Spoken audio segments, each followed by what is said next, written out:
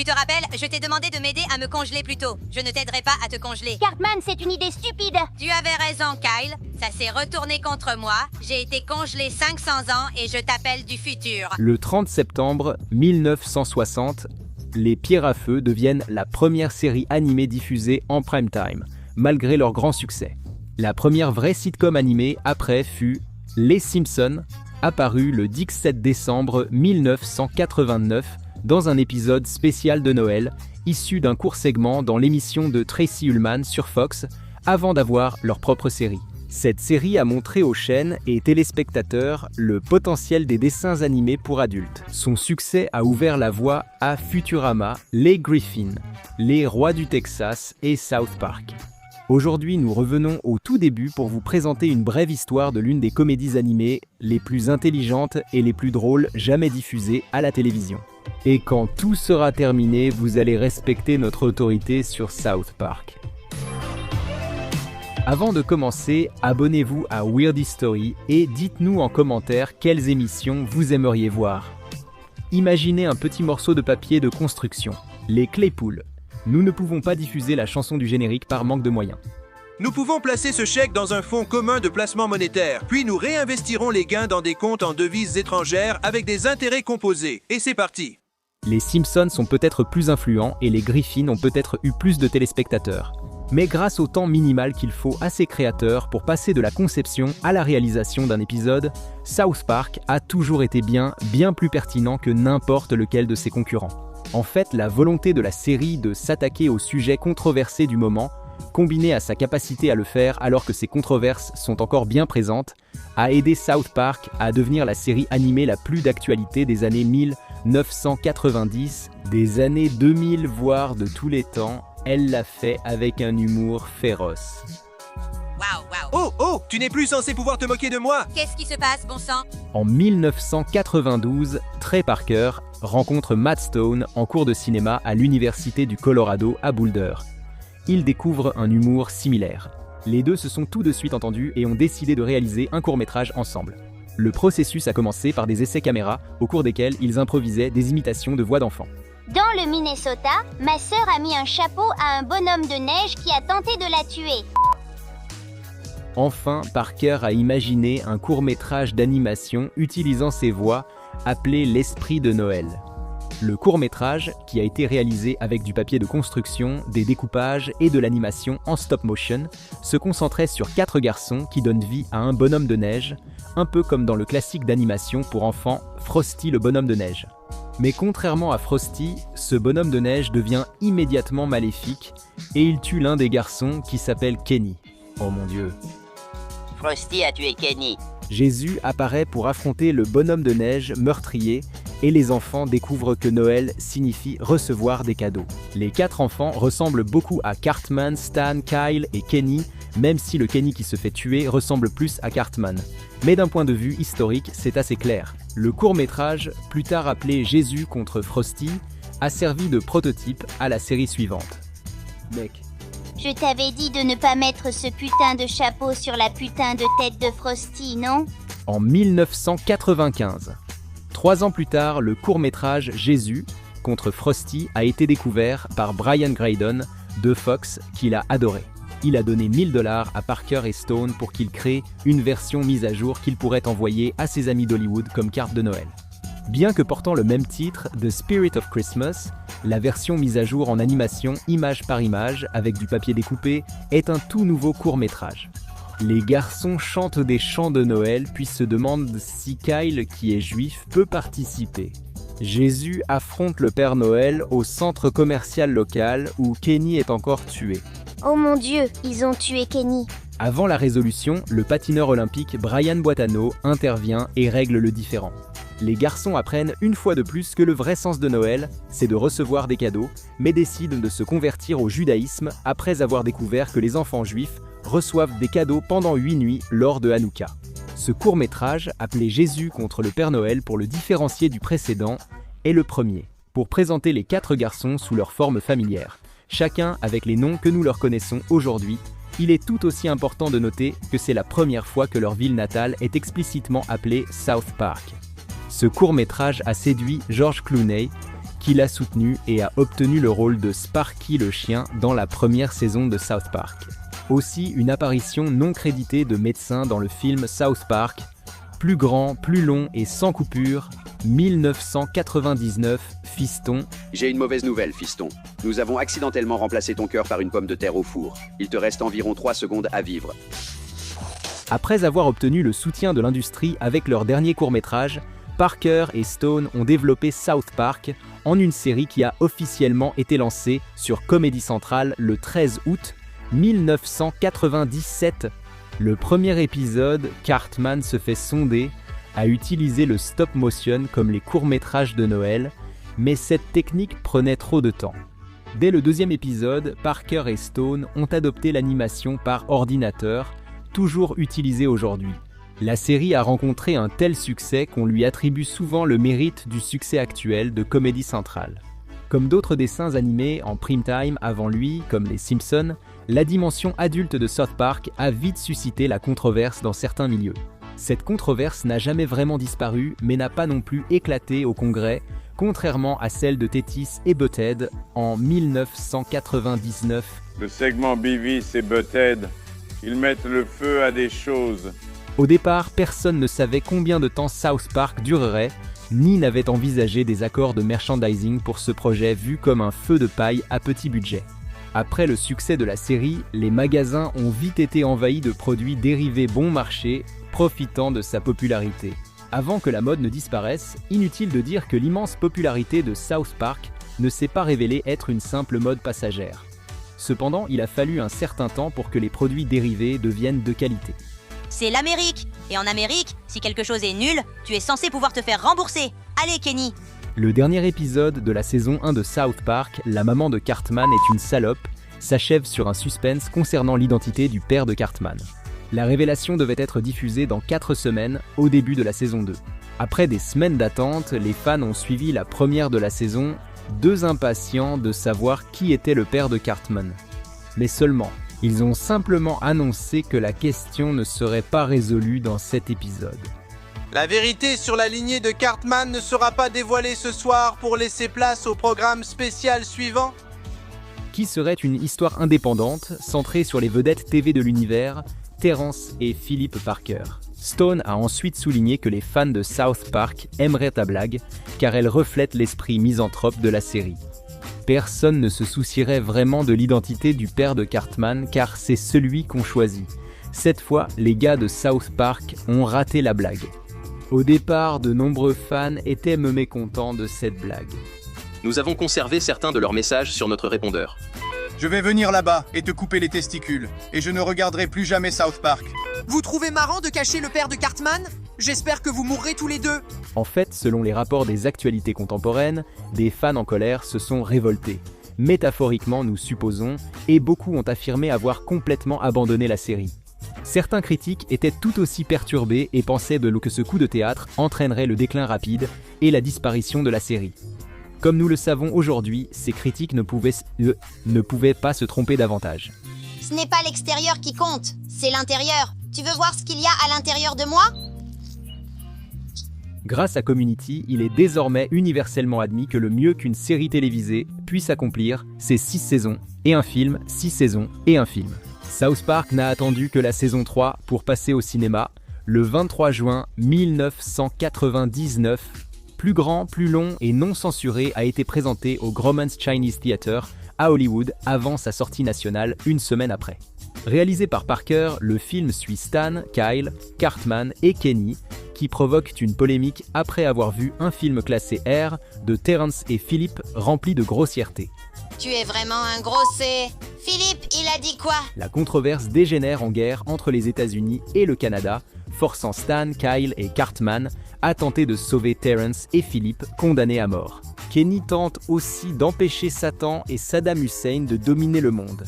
Cela semble déjà étrange, mais croyez-nous, le film l'est encore plus. Le film a été un succès critique et commercial, et il est resté le film d'animation classé R ayant rapporté le plus d'argent au monde jusqu'en 2016. Souvenez-vous simplement de ce que dit la NPAA. Une violence horrible et déplorable. C'est acceptable, tant que personne ne prononce de vilains mots. Malgré la controverse, South Park est devenu très populaire auprès des fans et des critiques. Nommé pour son premier Emmy du meilleur programme d'animation en 1998, il le sera aussi en 2000, 2002 et 2004. Il finirait par remporter le prix en 2005 pour l'épisode Meilleurs amis pour toujours. L'épisode, assemblé à la dernière minute, se moque des réactions du public sur l'affaire Terri Schiavo, une femme en état végétatif dont la famille voulait retirer l'assistance vitale. C'était la première victoire aux Emmy Awards pour Parker et Stone. Depuis, la série a obtenu 15 autres nominations et remporté 4 prix. Oh, ça arrive. Qu'on le pense mérité ou non, l'épisode 12 de la saison 9 de South Park, Piégé dans le placard, est clairement une attaque contre l'église de Scientologie. L'épisode serait nommé aux Emmy, mais causerait aussi le départ d'Isaac Hayes, voix du célèbre chef, et aussi scientologue, de quitter la distribution. Hayes a diffusé un communiqué dénonçant l'intolérance de l'épisode. Stone et Parker ont alors souligné qu'ils n'avaient jamais eu de problème à faire de telles choses par le passé, tant que cela concernait d'autres religions. Après le départ de Hayes, les créateurs ont supprimé Chef dans le premier épisode de la saison 10, Le Retour du Chef, selon son fils. La décision de quitter la série et de publier le communiqué accusateur a été prise par des scientologues proches de Hayes, alors qu'il se remettait d'un AVC. Stone a déclaré publiquement qu'il le croit. Ne soyons pas fâchés contre Chef pour son départ, mais contre ce club qui lui a monté la tête. South Park a été prêt à prendre des risques avec son format, comme dans l'épisode Major Boobage de la saison 12 où Kenny hallucine avec une animation en rotoscopie.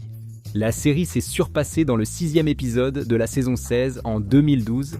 Je n'aurais jamais dû y aller. La tyrolienne suit Kyle, Stan, Kenny et Cartman lors d'une excursion en tyrolienne qui s'avère ennuyeuse. Une série d'événements amène les enfants à monter à bord d'un hors-bord. La série affiche alors un avertissement et montre une reconstitution en prise de vue réelle des garçons sur le bateau. Dans l'épisode, la séquence explicite parodie les émissions de télé-réalité artificielles comme Animal Planet ou Je n'aurais pas dû survivre. Les enfants sont joués par des adultes, sauf dans l'épisode Boucle de vin de loupe de la saison 18 avec de vrais enfants. À part toutes ces conneries, qu'est-ce que tu penses de l'Oculus? C'est plutôt cool, mais les graphismes sont nuls. En octobre 2019, des initiés d'Hollywood ont appris que les droits de streaming de South Park, alors détenus par Hulu, étaient discrètement proposés à d'autres services. Le mois suivant, South Park Studios et HBO ont annoncé qu'ils avaient conclu un accord. Personne ne sait exactement combien le service de streaming a déboursé pour les 23 saisons existantes de la série et le droit de diffuser les nouveaux épisodes, seulement 24 heures après leur première diffusion sur Comedy Central. Mais Variety a estimé le montant à environ 500 à 550 millions de dollars. La série a été lancée sur HBO Max le 24 juillet 2020. HBO aurait dépensé environ un demi-milliard de dollars pour les droits de streaming de South Park. Viacom CBS, propriétaire de Comedy Central, devrait payer presque le double. Convaincre Stone et Parker de produire 3 saisons et 14 films South Park pour leur plateforme de streaming. Youpi, ça a marché les gars, ça a vraiment marché. En août 2021, le duo a utilisé une partie de cette manne pour acheter Casa Bonita, un restaurant mexicain de Lakewood, Colorado, récemment en faillite. Parker et Stone, ayant fréquenté Casa Bonita enfant, ont centré le 11e épisode de la saison 7 sur ce restaurant. Il a souvent été cité dans la série, ce qui a attiré des clients au vrai restaurant. Parker décrira plus tard cet épisode comme l'un de ses préférés de toute la série, et il dira que l'achat du restaurant est donc quelque chose qui lui semble tout à fait naturel. Ils ont une statue géante de Cartman à l'intérieur pour les photos. C'est bien mieux que le t-shirt Beefcake que tu avais en 1997. Suis tes rêves, tu peux conquérir tes filles. Je suis Levin Cruz, Beefcake. Est-ce que je viens de marquer ? Créé et doublé par Mike Judge, Beavis et Butthead est un dessin animé adulte sur 2 adolescents paresseux et idiots indifférents au monde. Au-delà du heavy metal et des clips musicaux, leur série originale a duré plus de 200 épisodes sur 6 saisons tout en donnant naissance à un film sorti au cinéma. un spin-off, des livres, des jeux vidéo, 2 relances TV et 7 vidéos.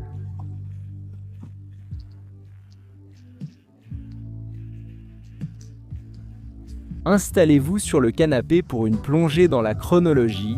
Aujourd'hui, parlons de Beavis et Butt-Head. Il faut vérifier sous les coussins pour des nachos d'hier.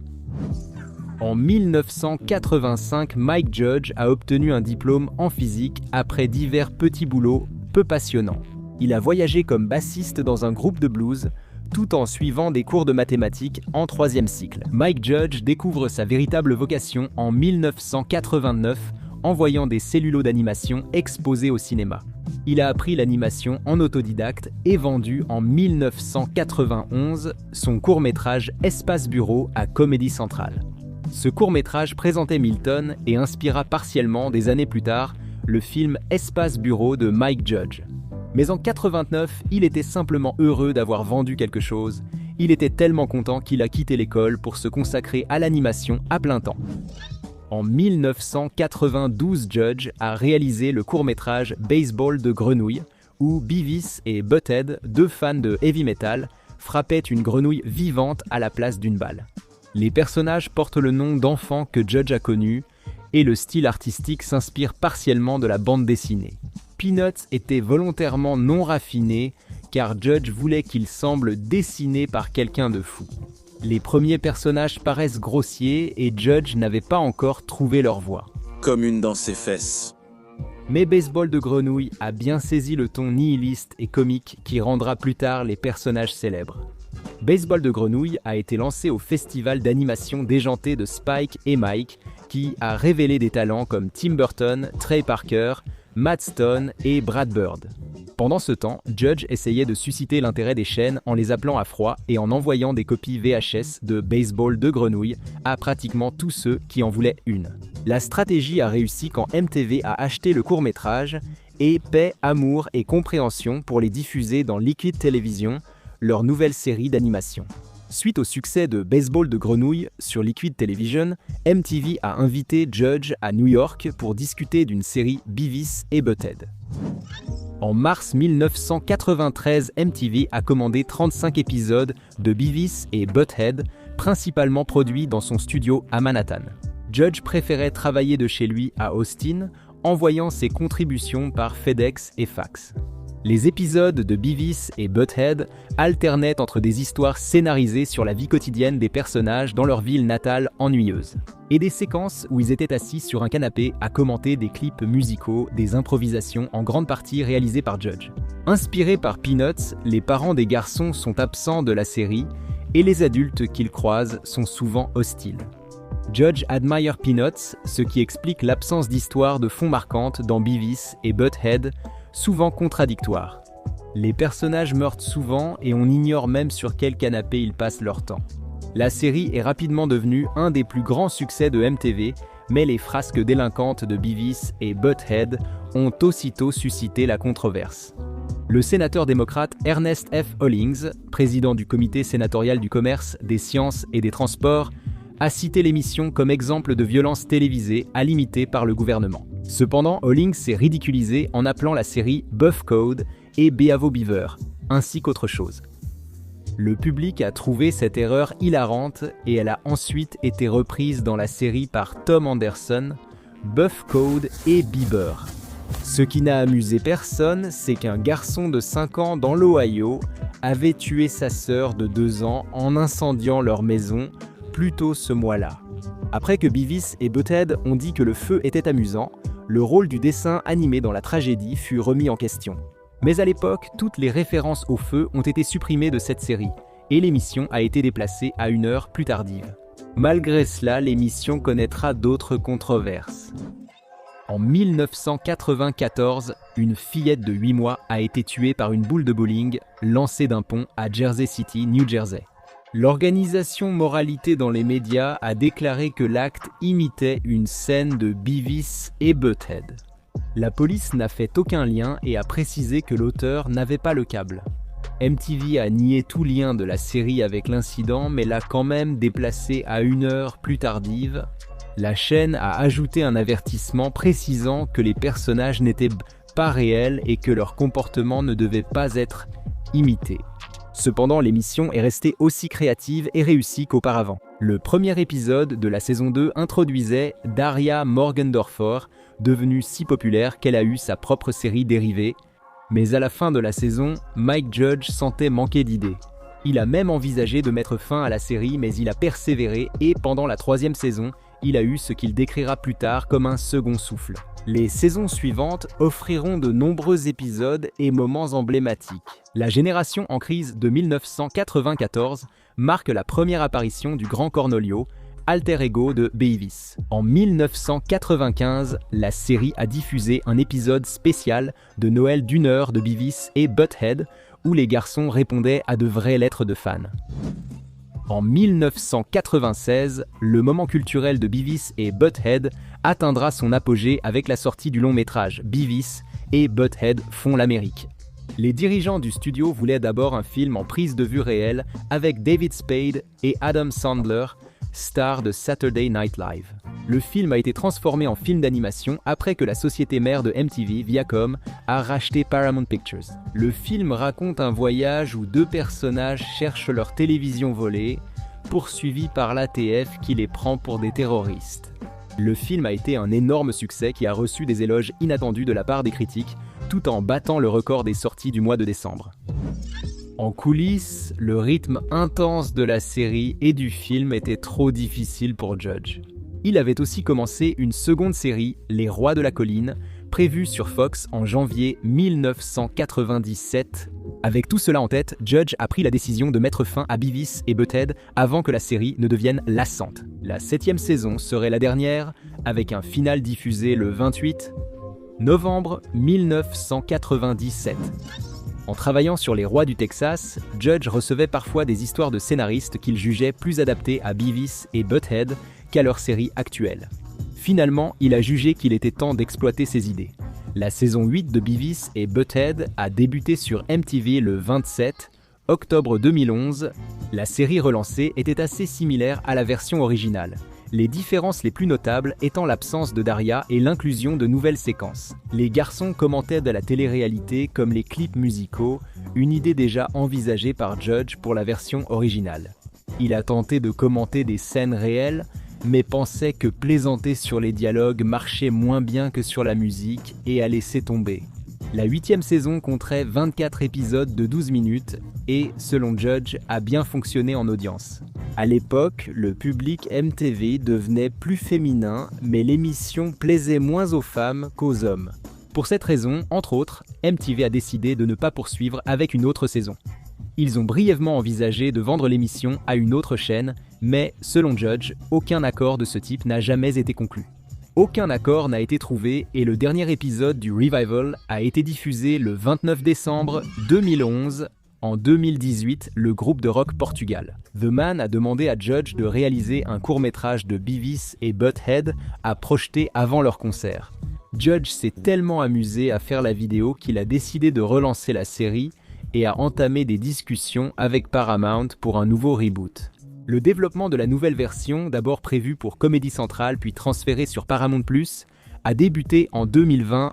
Paramount souhaitait aussi produire un film en prise de vue réelle sur Beavis et Butthead, en plus de 2 nouvelles saisons, car une force dans l'univers semble le vouloir. Judge a organisé des auditions sur Zoom pour les rôles principaux, mais insatisfait, il a persuadé Paramount de produire plutôt un autre film d'animation pour réintroduire les personnages. Avant la nouvelle série, Beavis et Butthead font l'univers a été diffusé en avant-première sur Paramount+, le 23 juin 2022.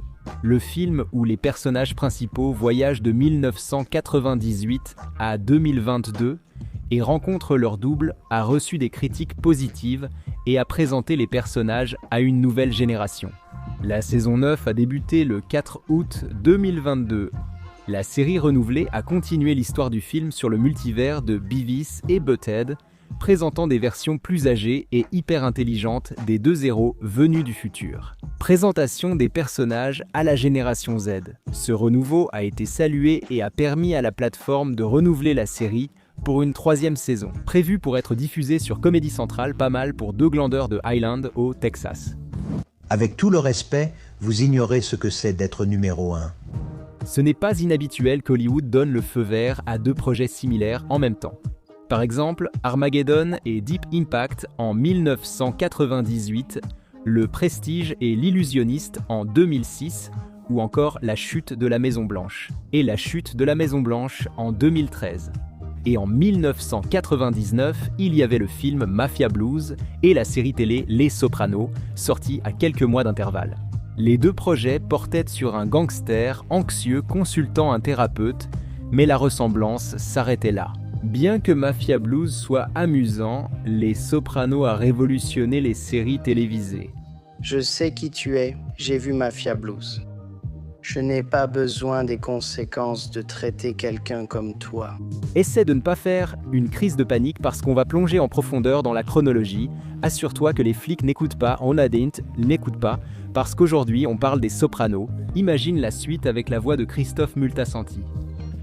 Chronologie T est une émission qui liste les années où un événement s'est produit.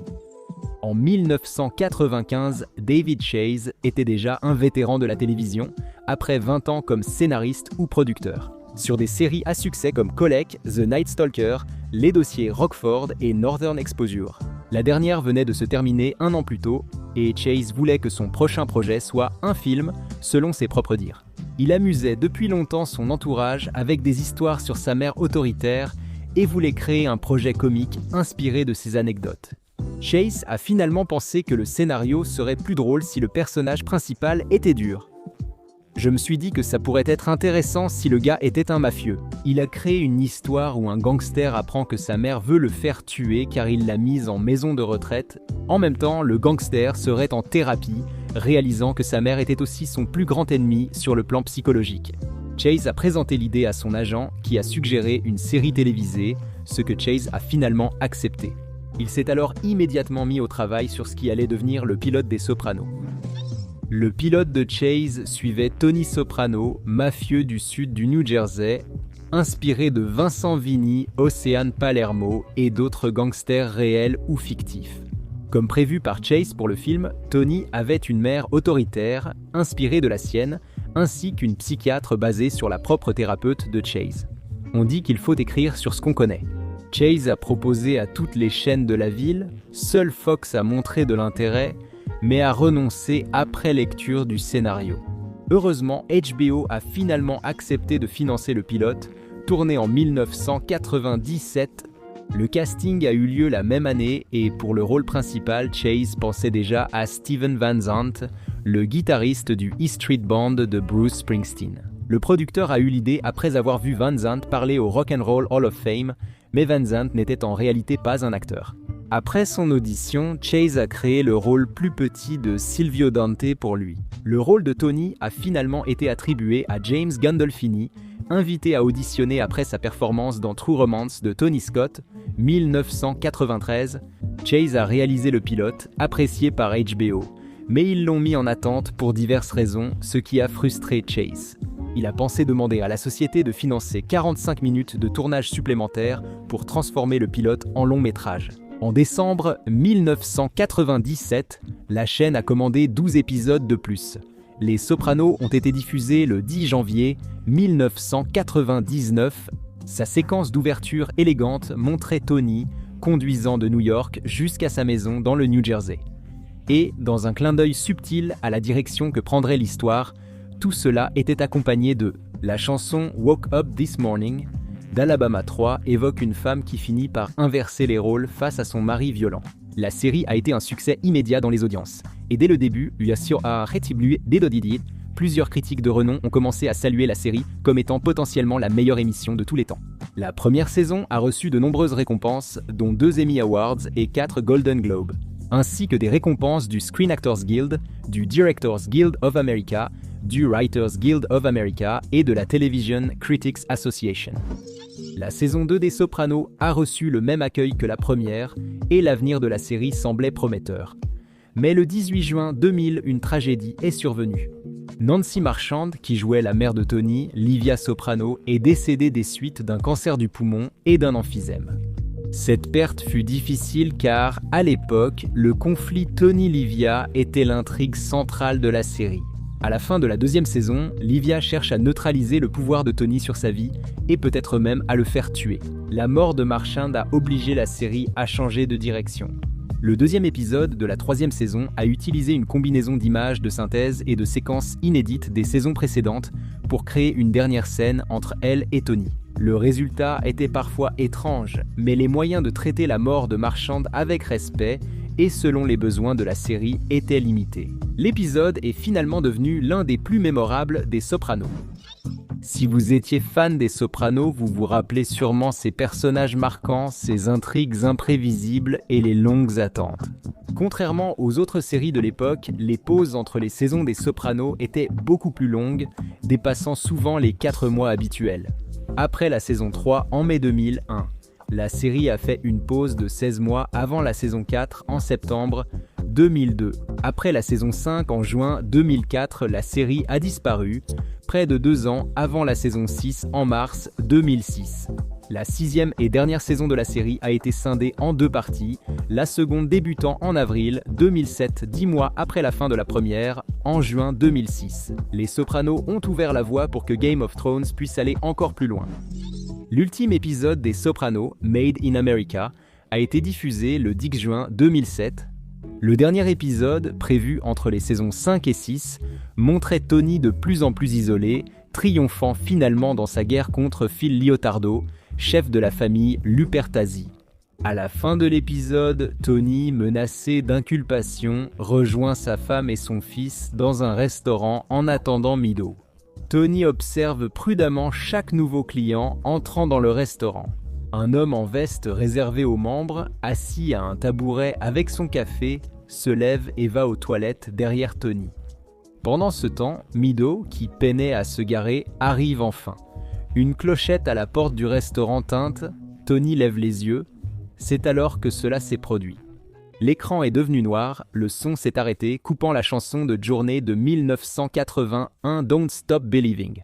Après un moment d'obscurité, le générique a défilé en silence. Les compagnies de câbles partout en Amérique ont commencé à recevoir des appels furieux de téléspectateurs qui pensaient bien que leur service avait été interrompu au moment crucial. Mais il s'est avéré que tout fonctionnait parfaitement. La fin abrupte était prévue par Chase dès le début. Ces derniers instants ont été extrêmement divisifs parmi les fans et les critiques, qui restent encore aujourd'hui fermement partagés sur la question de savoir s'il s'agissait de la fin la plus brillante de l'histoire de la télévision ou si elle était tout simplement ratée. Bien sûr, cela n'aide pas que personne ne puisse être sûr de ce qui s'est réellement passé, parce que selon Chase, la fin était censée être ambiguë. De nombreux indices ont amené beaucoup à penser que la série finit avec Tony tué par l'homme à la veste réservée aux membres. Parmi ces indices, il y a le moment où Mido apprend à AJ que le livre qu'il lit associe la couleur noire à la mort. Quand Bobby Bassilieri se demande ce que ça fait de se faire descendre, il conclut « À la fin, tu n'entends rien, tout devient noir ». Chase a évité de commenter la signification de la fin, mais l'a affirmé au moins une fois. Les derniers épisodes montraient par clairement l'avenir de Tony. Selon lui, ce qui s'est passé cette nuit-là ou une autre n'a pas d'importance. D'accord, bien sûr, mais est-ce que Tony s'est fait descendre ou pas ? Étant donné que la fin de la série n'a pas révélé de façon définitive le destin de Tony, beaucoup pensaient que Chase gardait ses options ouvertes au cas où il voudrait faire une suite à la série. Chase a toujours nié avoir eu un tel projet, mais la mort soudaine de James Gandolfini en 2013 a mis fin à la plupart des rumeurs. Chase est revenu dans l'univers des Sopranos en coécrivant le préquel.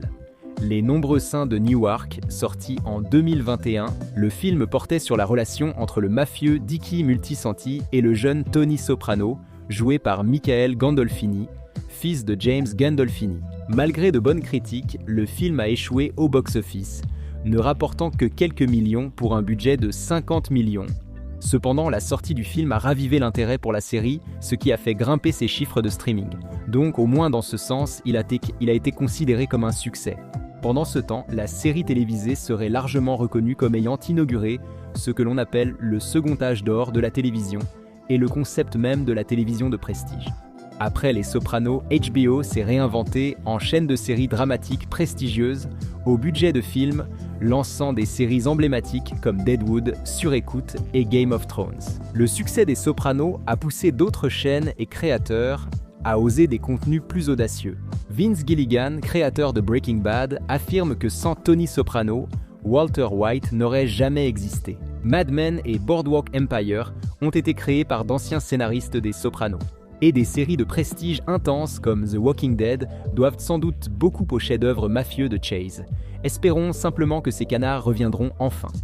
Genre, recule, occupe-toi de tes affaires, c'est tout, occupe-toi de tes affaires. Si tu as possédé une télévision entre 1990 et aujourd'hui, il y a de fortes chances que tu aies vu plus que quelques épisodes du Prince de Bel-Air.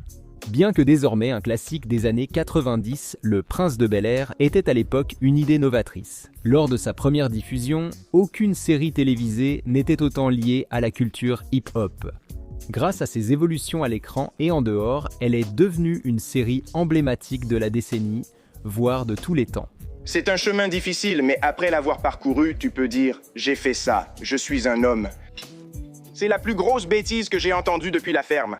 Aujourd'hui, nous prenons un vol en première classe à travers l'histoire du Prince de Bel-Air. Voici une plongée approfondie dans la chronologie. Maintenant, voici l'histoire du Prince de Bel-Air. C'est l'heure d'emménager chez notre tante et oncle à Bel-Air. Incroyable, tu as bien grandi, Will, nous avons tous évolué. Benny Medina, producteur de musique, est né à Los Angeles le 24 janvier 1958.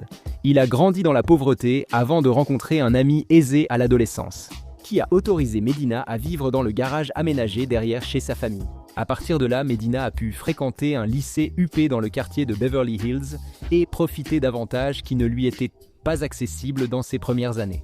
Si tu te dis « Eh, ça ferait une super série télé », alors tu as peut-être un avenir à Hollywood, mon ami. En 1989, après une décennie d'expérience dans l'industrie musicale, Medina et son associé, Quincy Jones, étaient à la recherche d'autres opportunités professionnelles. Le duo a choisi de s'inspirer de la vie de Medina pour créer un concept de série télévisée et l'a proposé à Brandon Tartikoff, responsable du divertissement chez NBC. La plupart des détails sont restés les mêmes, à une différence clé près. La famille d'accueil de Medina à Beverly Hills était blanche, mais lui et Jones la voulaient noire, comme il l'a dit à Ebony en 1991. Ainsi, nous pouvions explorer les préjugés et les différences de classe chez les Noirs. Tartikoff a apprécié l'idée, poussant Medina et Jones à porter leur émission à un niveau supérieur. Ils visaient la lune et la prochaine chose dont ils avaient même besoin était d'une star. Quelqu'un de proche du public, à l'aise à la télévision et peut-être un peu désespéré de tenter quelque chose de nouveau. Cette star, c'était Will Smith, la moitié du duo DJ Jazzy Jeff et le Fresh Prince. Smith était déjà célèbre dans la musique, mais il avait accumulé une lourde dette après avoir sous-déclaré ses impôts. Will, tu n'as aucune corvée cet après-midi? Tu peux conduire Ashley? C'est parti, les clés pour Jack. Après l'enregistrement de l'émission d'Arsenio Hall, Smith a rencontré Benny Medina, qui lui a proposé une idée de série télé. Bien que Smith n'ait pas eu de chance à ce moment-là, il a d'abord refusé l'opportunité car il ne se considérait pas comme un acteur, mais Medina a insisté. Smith a assisté à une fête chez Quincy Jones. Il a dit « Voilà le deal tout de suite. Toutes les personnes qui doivent donner leur accord pour ce projet sont assises dans le salon en ce moment. Elles t'attendent. » Lors de la fête, Smith a auditionné spontanément devant Brandon Tartikoff, patron de NBC, à l'arrière d'une limousine. Le contrat d'acteur de Smith a été signé instantanément, faisant de lui le prince de Bel-Air.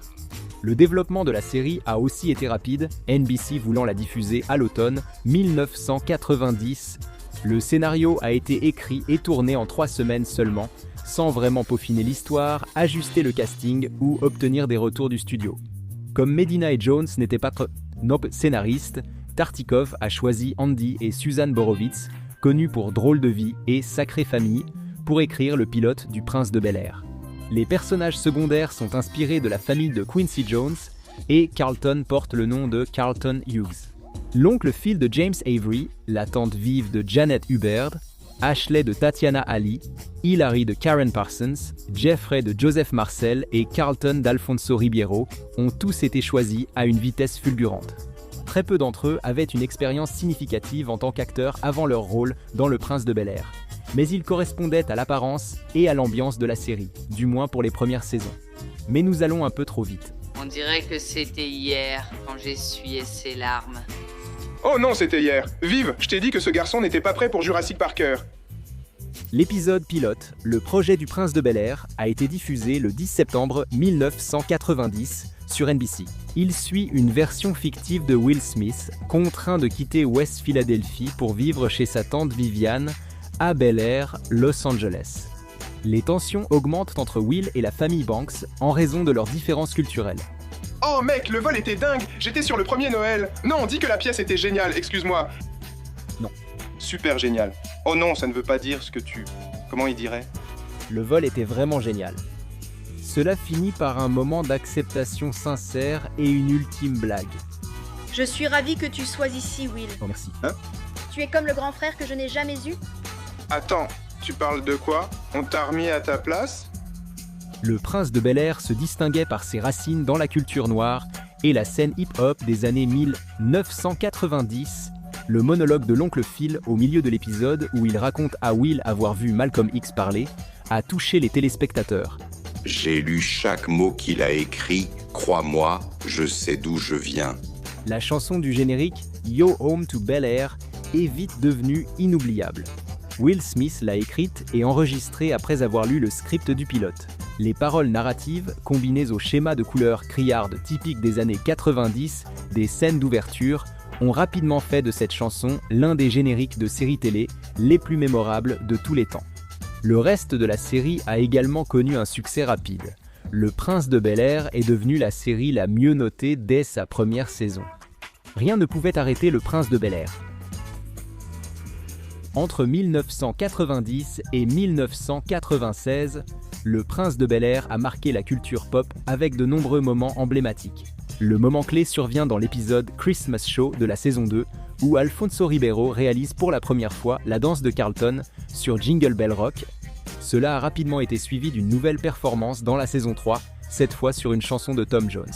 It's Not Unusual est devenue la chanson de danse non officielle de la série. Ribeiro explique que le script disait juste « Carlton danse », sans autre indication pour la scène. L'acteur s'est inspiré de la danse de l'homme blanc d'Eddie Murphy dans Raw 1987 et de la performance de Courtney Cox dans le clip Dancing in the Dark de Bruce Springsteen. La danse est devenue instantanément un élément de l'histoire de la pop culture et a fait d'Alfonso Ribeiro un nom connu de tous. Mais dans un univers parallèle, rien de tout cela n'aurait été possible. Après le pilote, Ribeiro a été renvoyé par un cadre de NBC qui ne le trouvait pas, lui ou Carlton, très drôle. Le rôle de Carlton devait être réécrit et recasté, mais le reste de l'équipe était furieux. Ils ont passé 6 mois à négocier avec NBC pour faire revenir Ribeiro, car ils pensaient qu'il avait une bonne alchimie avec le reste des acteurs. Les négociations ont permis le retour de Ribeiro et la série a continué. Mais Carlton n'était pas le seul à avoir quitté le projet et cette fois, le reste du casting ne regrettait pas ce départ. Tu dois vraiment être fier de toi. Eh bien... La fierté n'exprime pas tout. À la fin de la saison 3, Janet Hubert a été remplacée comme tante Viv, qui restait le pilier entre Will et la famille Banks. Le rôle de Viv était important, c'est le moins qu'on puisse dire. Hubert en était consciente, mais elle a peut-être poussé ce sentiment un peu trop loin. Elle voulait que l'accent de la série soit davantage mis sur son personnage et moins sur le prince de Bel-Air lui-même. Elle est même allée jusqu'à dénigrer le jeune Will Smith, le traitant de morveux et d'égomaniaque, selon de nombreux témoignages et anecdotes du casting. Bien que NBC ait apparemment proposé à Hubert un contrat pour la 4e saison, celui-ci n'était pas à la hauteur de ses attentes. Elle l'a refusé sans hésiter. NBC n'a pas fait de contre-offre à cause des tensions dans le casting. Après l'audition de plus de 200 actrices, Daphne Maxwell-Reid a été choisie pour jouer Tante Viv et a gardé ce rôle jusqu'à la fin de la série. Vous savez, mademoiselle Banks, depuis que vous avez eu ce bébé, il y a quelque chose de différent chez vous. Cependant, la 4e saison ne s'est pas distinguée uniquement par son changement de casting. L'épisode 24, Papa a une toute nouvelle excuse, a fait la une des journaux pour être l'un des épisodes de télévision les plus émouvants. On y voit. Will doit accepter que son père n'est pas l'homme qu'il souhaiterait. J'ai eu 14 super anniversaires sans lui. Il ne m'a même jamais envoyé une foutue carte, rien de sa part. Cela crée un moment très émouvant avec Oncle Phil. Pourquoi il ne veut pas de moi, mec? L'épisode a été écrit en réaction à la récente incursion de Will Smith dans le drame avec le film 6 degrés de séparation, 1993. Les showrunners voulaient permettre à Will Smith de montrer ses talents à la télévision, ce qu'il a bien fait. Will Smith a excellé dans cet épisode et les scénaristes ont écrit une histoire pertinente pour beaucoup dans la situation de Will. La caméra s'est éloignée, il m'a chuchoté « Voilà, ça c'est jouer la comédie ». J'étais comme... Et même si cet épisode est un triomphe en soi, il a aussi permis à la série d'explorer des intrigues plus dramatiques. Le prochain grand tournant a été l'épisode de la saison 5 des Balles sur Bel-Air, où Will risque sa vie pour sauver Carlton d'une tentative de vol à main armée. Will passe le reste de l'épisode à se remettre d'une blessure par balle.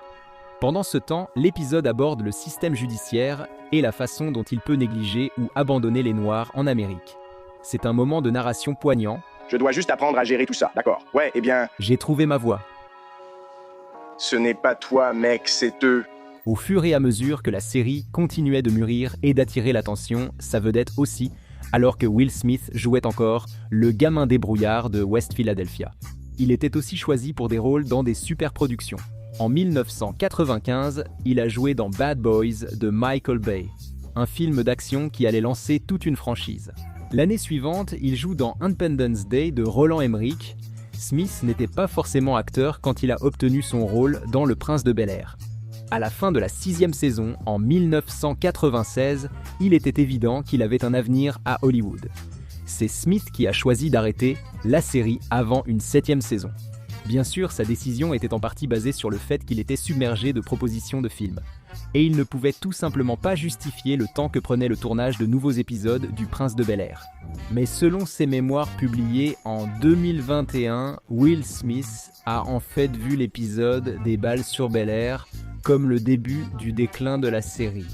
Il trouvait les intrigues de plus en plus ringardes et voulait arrêter la série tant que les acteurs restaient dignes. Le Prince de Bel-Air ne pouvait exister sans son prince frais. Les showrunners ont dû conclure l'histoire pour les personnages et la base de fans croissante.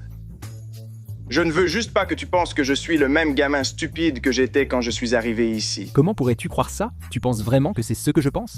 Le dernier épisode en 2 parties du Prince de Bel-Air a été diffusé le 21 mai 1996. Alors que les enfants Banks grandissent et partent, Oncle Phil et Tante Viv décident de quitter leur maison de Bel-Air. Will compte rester en Californie pour terminer ses études universitaires, un but auquel il n'avait pas songé.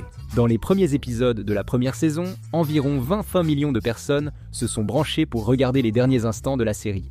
Will regarde silencieusement le salon vide des Banks, éteint les lumières tristement, puis une dernière blague allège l'ambiance avant le générique. Qui a éteint la lumière?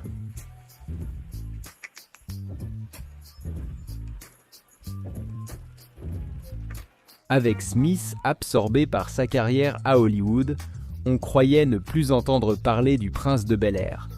Et cela a duré près de 25 ans. La dernière fois ici. Nous avons vidé cet endroit et nous avons pleuré. Pour les 30 ans de la série, acteurs et équipe du Prince de Bel-Air se sont retrouvés en novembre 2020. L'émission spéciale de retrouvailles sur HBO Max a réuni tout le monde sauf James Avery, décédé en 2013. Oui, cela incluait aussi Janet, l'ex-actrice de Tante Viv. Hubert Smith et Hubert se sont retrouvés lors de l'émission spéciale pour évoquer leur ancienne rancune et trouver une entente touchante. Ils se sont excusés pour leurs actes et ont conclu par une étreinte. Vous savez... Nous avons dit des choses tellement haineuses l'un sur l'autre, mais... Je suis désolé, et moi aussi je suis désolé. C'était une fin parfaitement saine pour le Prince de Bel-Air après toutes ces années, mais il s'est avéré qu'Hollywood n'en avait pas encore fini avec la série. 2 ans après les retrouvailles sur HBO Max, le public est retourné à Bel-Air avec une version plus sombre de la série originale. Bel-Air, diffusé sur Peacock à l'époque moderne, a reçu des critiques mitigées, peu convaincus par le reboot de cette série emblématique. Depuis, Bel-Air a trouvé sa place et sa propre identité lors de ses 2e et 3e saisons. La série continue d'inviter Tatiana Ali, Joseph Marcel et Daphne Maxwell Reid. Sa 4e et dernière saison sera diffusée cette année. L'histoire du prince de Bel-Air se termine ainsi. Will Smith reste sous les projecteurs, mais la série qu'il a révélée n'est plus qu'un précieux souvenir. Son importance culturelle est indiscutable et, malgré d'autres projets, elle restera peut-être inégalée.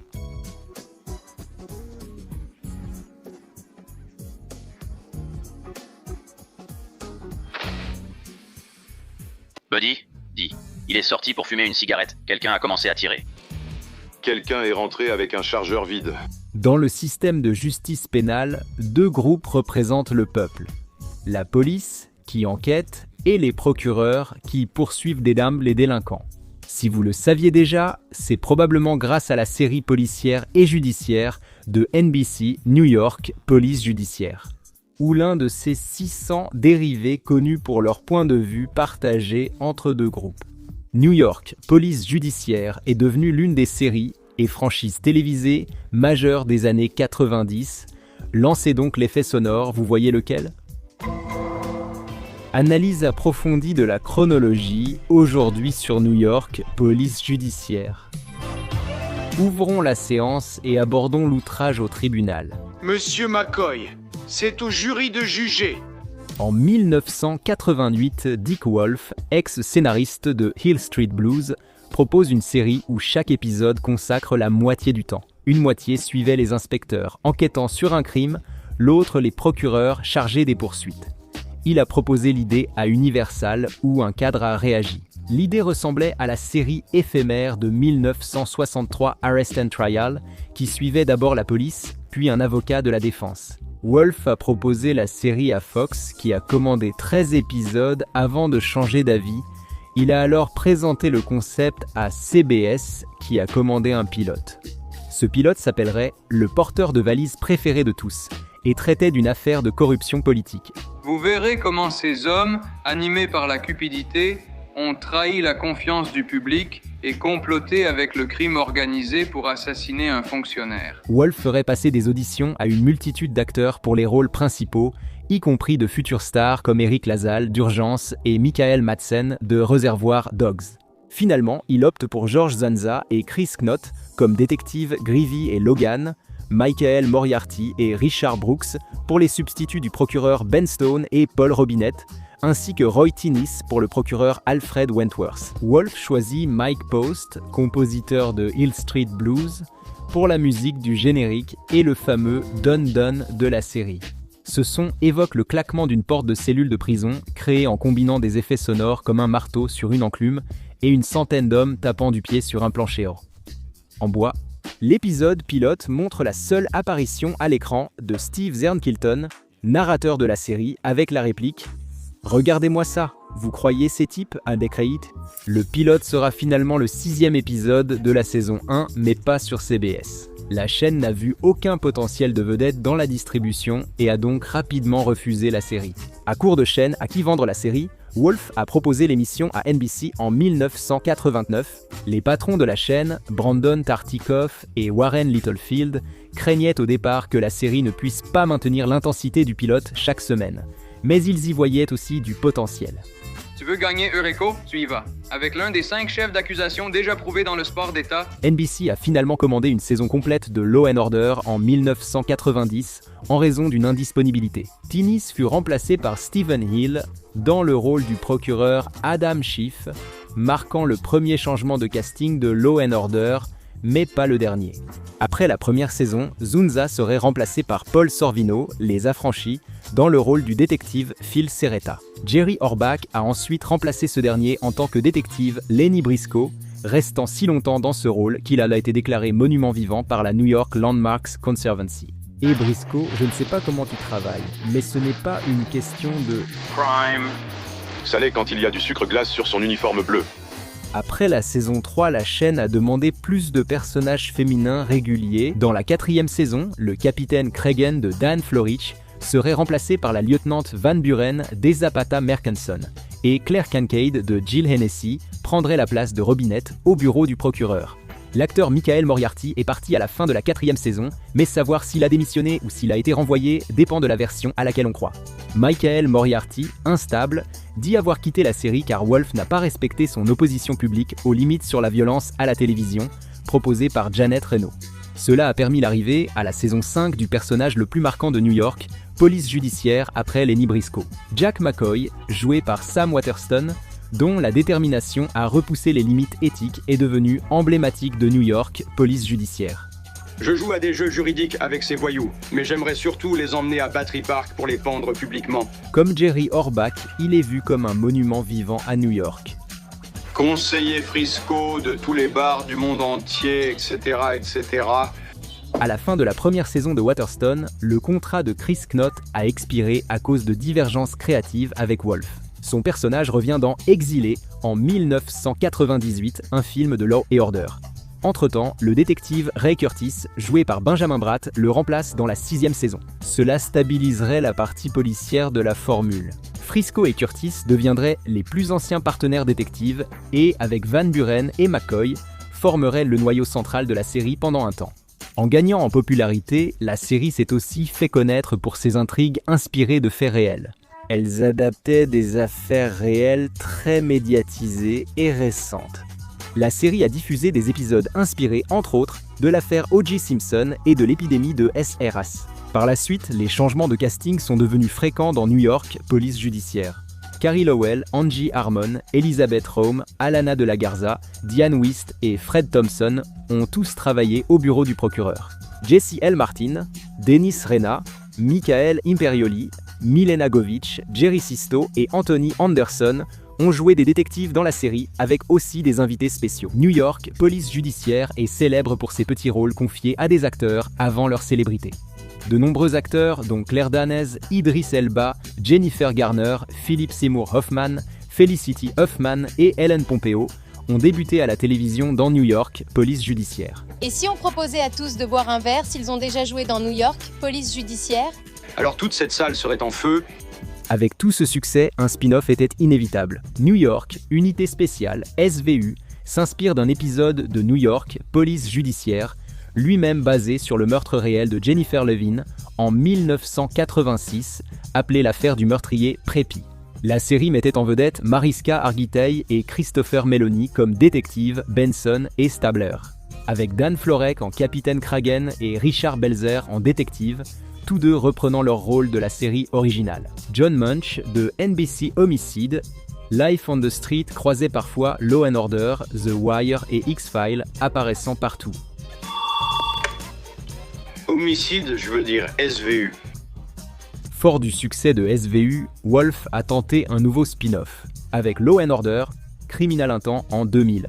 La série s'est concentrée sur la brigade des affaires majeures du NYPD, l'équipe Q, ou enfin les affaires majeures et l'âme majeure. Avec Vincent D'Onofrio et Catherine Irby en détective Coren et Eames, et Courtney B. Vance en ADA Ron Carver, la série mettait en avant les motivations du criminel, comme l'indique son titre, et a duré 10 saisons avant de s'achever en 2011. Aucun pirate informatique correspondant dans la base de données. Et c'est une base de données plus grande. Le 4e spin-off était Procès devant jury qui est sorti en 2005 et se concentrait presque exclusivement sur les procès criminels et les batailles juridiques qui les accompagnent. Donc techniquement, c'était juste l'ordre et il comptait même Lenny Briscoe, joué par Jerry Orbach, parmi son équipe. Malheureusement, cependant, Orbach est décédé d'un cancer le 28 décembre 2004, avant que d'autres épisodes de la série ne puissent être terminés. Sans lui, Procès devant jury a été annulé.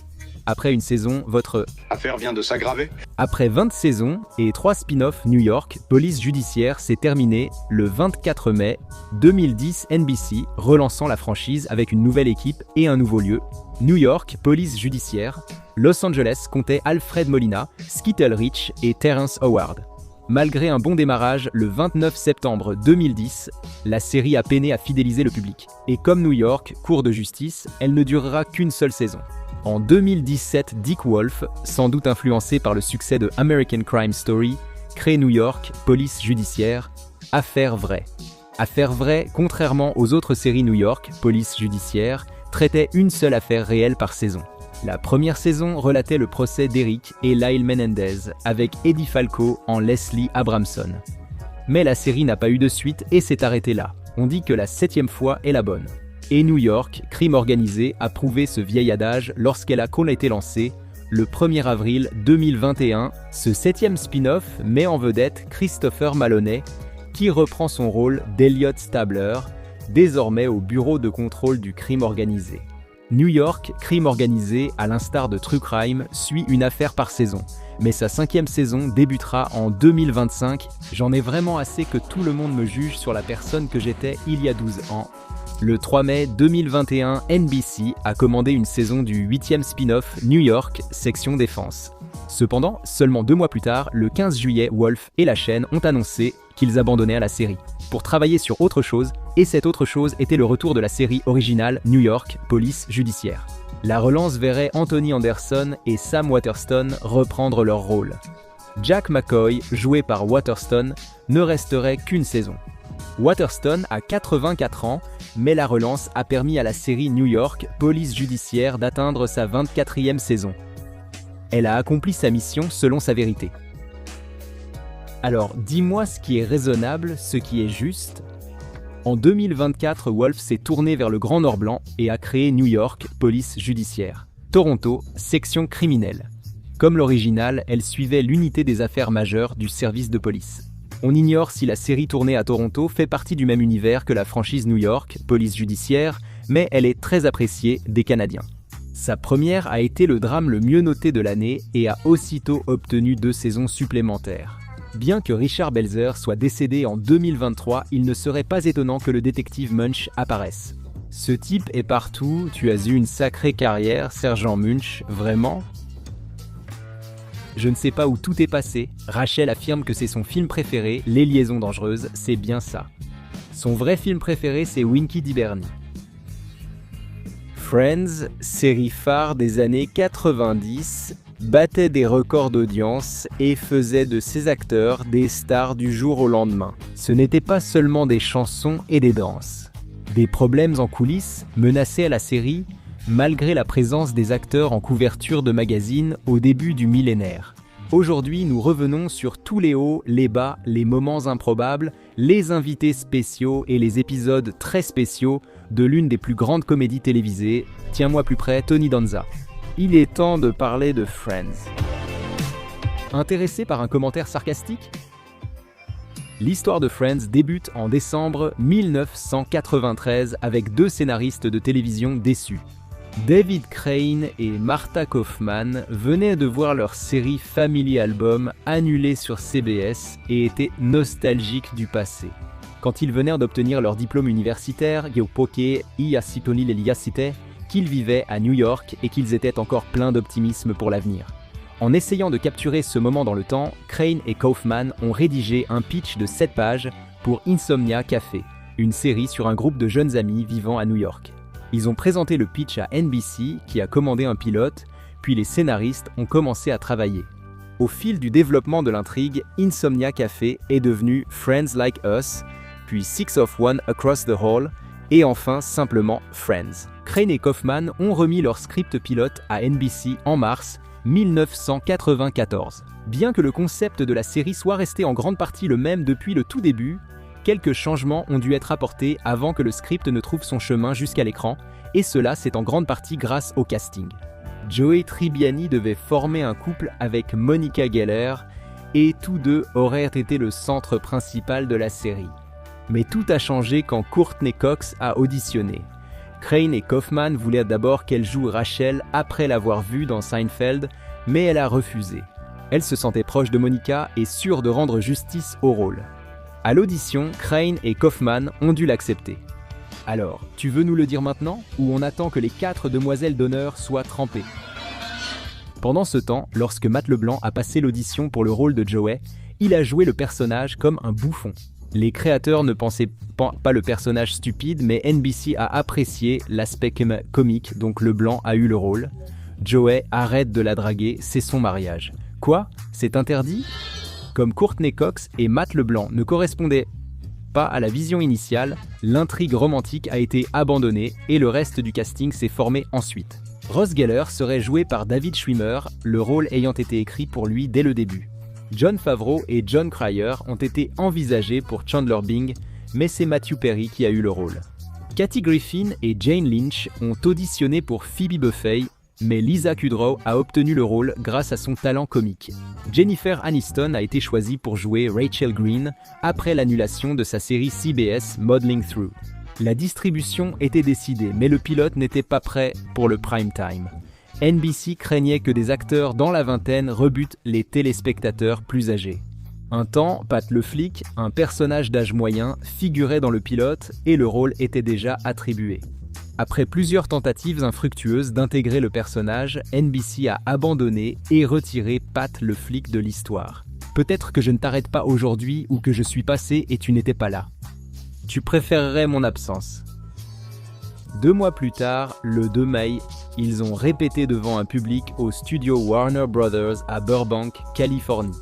Certains dialogues et scènes ont été rendus plus percutants et le pilote était prêt à décoller. 2 jours après, la distribution est revenue au studio de Burbank pour tourner. L'histoire se passe à New York, mais la série a été tournée en Californie. Oui, cette scène d'ouverture célèbre montre la distribution s'éclabousser dans la fontaine de Cherry Hill à Central Park. Cela a été filmé sur le backlot de Warner Brothers à Burbank. Pendant ce temps, le générique de la série est tellement accrocheur. Son thème musical agaçant, I'll Be There For You des Rembrandt, a failli ne jamais exister. Initialement, les créateurs voulaient Shiny Happy People de Rem en générique, mais le groupe a refusé. Et tout le monde souffre parfois, alors I'll Be There For You a été créé spécialement pour la série. Les paroles sont de Crane Kaufman et Ali Willis, la chanson interprétée par les Rembrandts. Tout simplement parce qu'ils étaient le seul groupe signé chez Warner Brothers disponible à ce moment-là. Quelle chance pour eux! 8 heures de séquences filmées avec les 4 caméras de la série ont été réduites à 22 minutes pour le pilote. Après plusieurs montages par NBC, le pilote a été testé le 12 mai. Les réactions positives ont poussé NBC à commander 12 épisodes avant même la diffusion de Friends. Les dirigeants ignoraient la future popularité de la série avant sa diffusion cet automne. Je veux juste être marié à nouveau. Tu es un... Je veux juste $1 million. Le pilote de Friends, nommé Le Pilote, a été diffusé le 22 septembre 1994. Environ 22 millions de personnes se sont branchées pour voir l'histoire se dérouler sous leurs yeux. Et la rumeur s'est rapidement répandue à propos de cette nouvelle série branchée. Malgré des comparaisons défavorables avec Seinfeld, même les pires critiques ont reconnu l'humour incisif et l'alchimie des acteurs de Friends.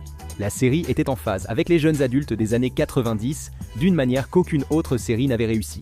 Même si vous n'étiez pas fan, il y a de fortes chances que vous ayez eu une opinion sur le fait que Ross et Rachel devaient se mettre ensemble. Au final, la série gagnait en popularité à chaque épisode et, dès la fin de la première saison, était déjà une référence culturelle. Joey, je suis un peu timide.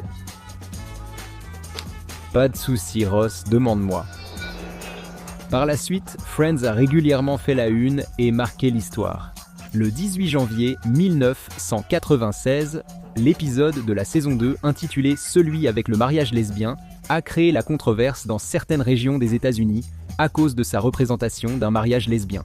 Friends a été la première série à montrer un mariage homosexuel alors qu'il n'était pas légalement reconnu. L'épisode, interdit sur certaines chaînes américaines, a tout de même réuni près de 32 millions de téléspectateurs. Plus tard dans la même saison, l'épisode diffusé après le Super Bowl a été programmé juste après la retransmission du Super Bowl par NBC et il est rapidement devenu l'épisode le plus regardé de l'histoire de la série avec près de 53 millions de téléspectateurs.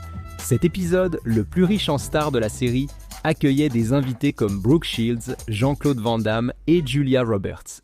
À mesure que la série gagnait en popularité, il en allait de même pour son casting. Les répliques de la série sont devenues des expressions courantes dans les conversations quotidiennes. Comment tu vas ? Les acteurs ont accédé au sommet du star system hollywoodien. Une génération de femmes a demandé la coupe Rachel dans les salons de coiffure du monde entier.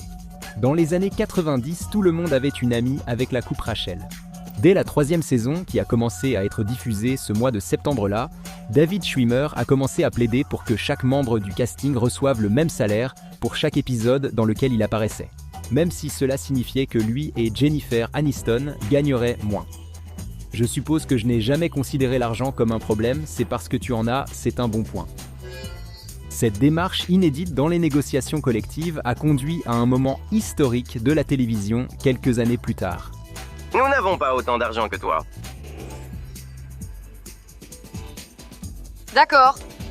Je comprends. On peut en parler.